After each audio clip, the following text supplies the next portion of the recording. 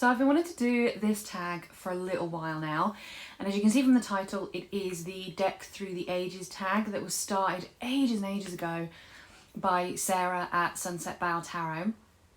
And I thought it was a really nice idea. It's about going through the different decks that you own and thinking about which ones represent you at different stages of your life.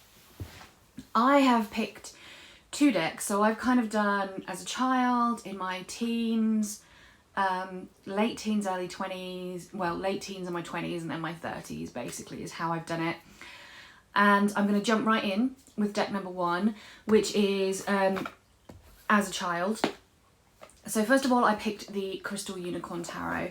I was that girl that was really into My Little Pony. I was really into the Care Bears. I was really into Rainbow Bright and Strawberry Shortcake and all that kind of stuff. I was a proper, like, girl's girl in some respects in that way. I mean, I also like Transformers and Teenage Mutant Ninja Turtles and those kind of things. But I did really like the kind of girly vibe. I liked pink. I was obsessed with My Little Pony for many years, and I liked Barbies and all that kind of stuff. I liked dolls. So I think this is a really good deck that kind of showcases the kind of inner child that I have now and the child that I probably was then. The other deck that I've picked as that represents me as a child is the Alice Tarot. I did think about picking the Tarot in Wonderland instead because it's a bit of a younger vibe than the Alice Tarot, but the Alice Tarot is more reminiscent of the original artwork, I think, than the Tarot in Wonderland one is. Alice, for me, I mean, it probably comes as no surprise to anybody who's watched my channel for more than a minute, but I was obsessed with Alice in Wonderland as a child. That hasn't really gone away. That love for that story hasn't really gone away, but it really started when I was a child.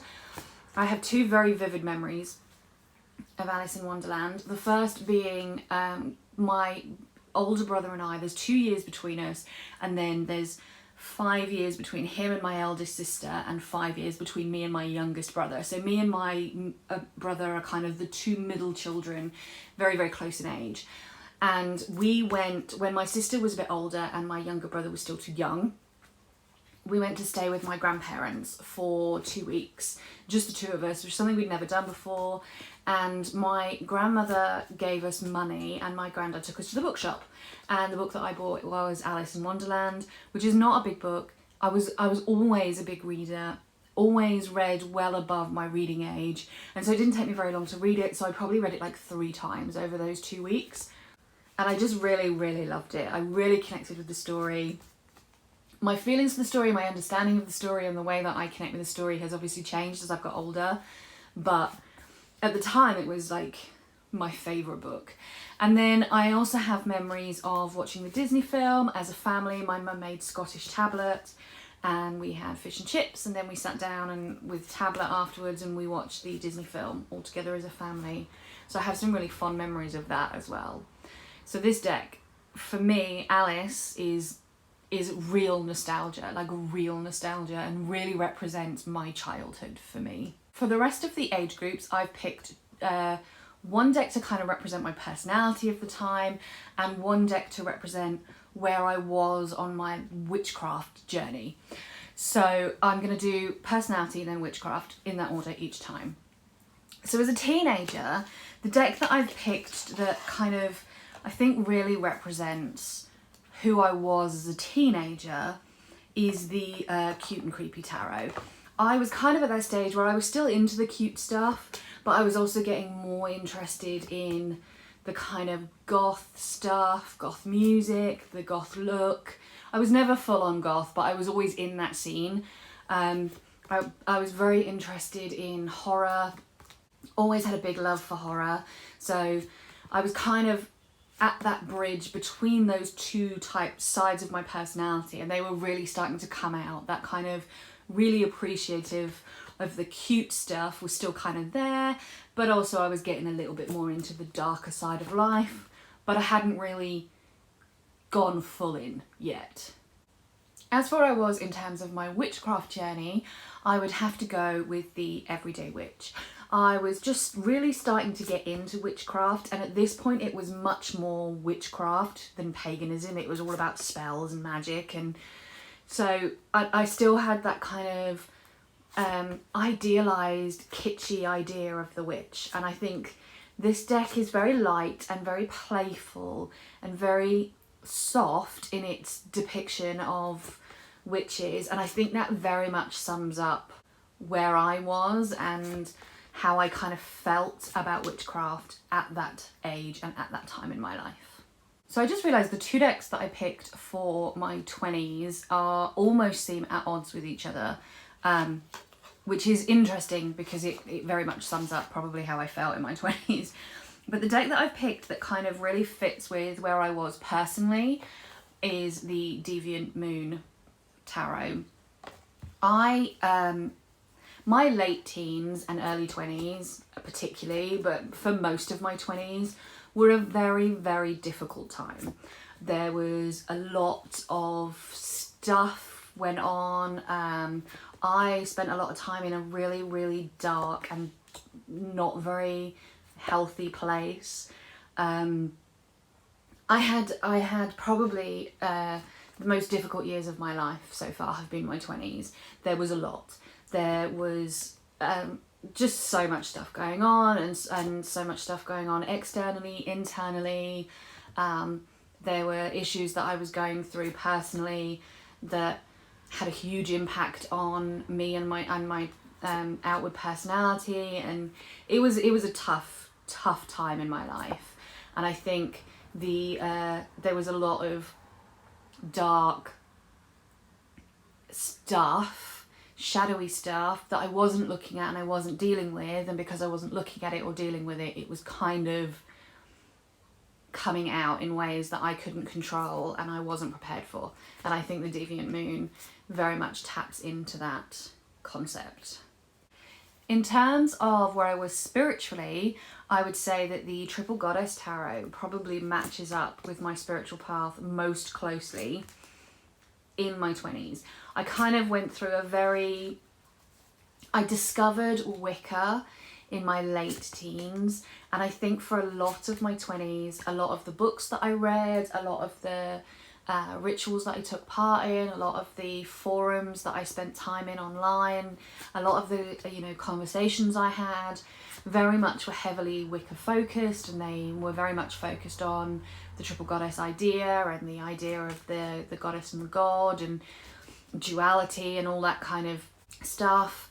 So I think I was in a very kind of Wicca fantasy almost type place, and I don't mean fantasy as in make-believe, I mean fantasy as in my witchcraft and my practice were very much about this longing for an olden day style of witchcraft, like this idealized version of Wicca as an old religion that was practiced before Christianity came along and turned it into something else and made it go underground.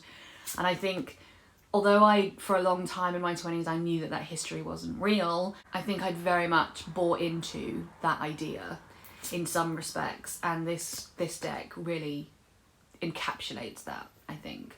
And finally, coming into my 30s, especially now that I'm towards the latter part of my 30s, I think the deck that I feel most closely connected to in terms of where I feel internally is the Lightsaber Tarot. And I think it's, for me, this deck has got, because it's kind of got that boho hippie chick kind of vibe, it feels very relaxed and very calm and very in control, in a healthy way, not in a control freak kind of way, and just very self-aware. And I think for the most part, that is very much where I am in my 30s, especially my late 30s. I'm very self-aware, I'm very conscious of the work that I still have to do, and I'm certainly not perfect by any stretch of the means, but I'm much more relaxed about life and about myself, and just I have more control over my life the more I've stopped trying to control my life, conversely.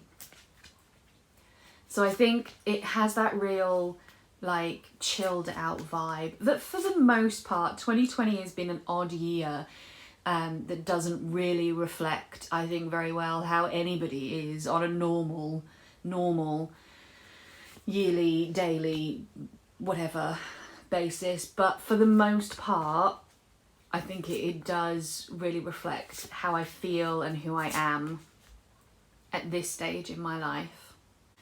And finally, in terms of my spirituality at this point in my life, I think the deck that most reflects where I am spiritually is the Modern Witch tarot deck, because that is very much where I am. I want my spirituality and my witchcraft to very much reflect the modern world that I live in. The idea of the romanticized past of the, you know, village witch is beautiful and fascinating and something that definitely works for a lot of people. It isn't really something that works for me. I am very much a modern girl, modern woman, and I you know, I love technology, I love having central heating, I love having indoor plumbing. I'm very much grateful that I was born in the time that I am for the most part. And I want a spirituality and I want a witchcraft practice that reflects the world that I live in now. And I think that this deck really does reflect, in a lot of ways, the modern world. And so it's a great, again, it greatly encapsulates how I feel about my spirituality at this stage. So that's where I am right now. I'm very, very quickly coming up onto my 40s, so it will be interesting to see if and how things change when I get into my 40s. But if you haven't done this tag, I'd really love to know what your answers are, or if you have done this tag, I'd really love you to leave me a link. So either way, use the comments below to do that, and I will see you all soon for another one. Take care, everyone, and lots of love. Bye bye.